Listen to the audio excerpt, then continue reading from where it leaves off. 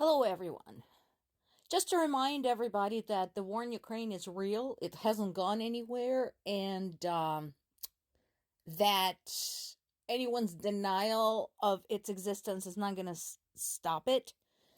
Uh, we are still looking at the aftermath of the deadly strike in Odessa. Among other casualties, two babies and a toddler were found in the rubble of the apartment building following the strike in Odessa. And here is something, kind of a little sideline. Uh, as I mentioned before, you can tell a lot about a people from the sort of heroes they choose to follow, but you can also tell a lot about a hero from his following.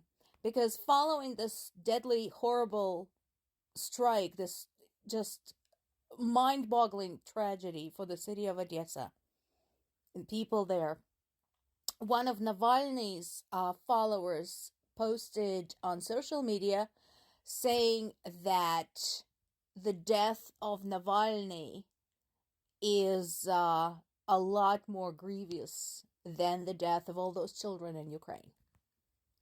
That tells you all you need to know about Navalny's following. In addition to the casualties in Odessa, there were wounded following the shelling of Mirnograd and Pokrovsk in the Donetsk region. And there's also been shelling in Kherson region with at least one person dead. One of the big stories everybody is writing about is the series of loud explosions in Crimea. As you recall, Crimea was annexed 10 years ago, and the world did nothing. At the time, a lot of us from Ukraine, a lot of us very familiar with the history of Ukraine, have warned that this is not going to stop there, and we were all right. The annexation of Crimea was followed by the incursion of Russian militants into the Donetsk-Luhansk region, where they proceeded to work with the traitors. That is the answer to all of those who are saying that Kyiv just started firing on Russian-speaking population in that region. That is bullshit. The interactions with Russian militants is what started all of that.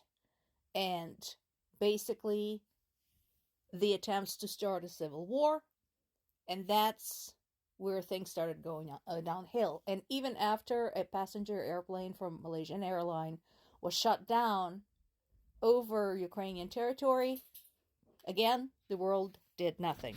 Well,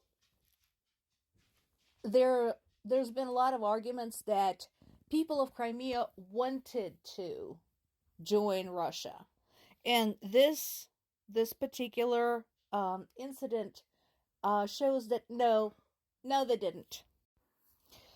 While Russia claims to have intercepted Ukrainian drones, apparently they didn't do a good enough job. And while they were saying that an internal anti-Russian Crimean Tatar group had spoken up and said maybe it wasn't the drones flying from Ukrainian territory.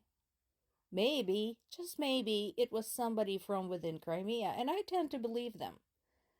So, just to recap for you, Russia claims Crimeans want to join Russia, and now Crimeans themselves are saying, maybe we are the ones who are blowing up the supply lines and gas lines and sabotaging bridges and so on and so forth.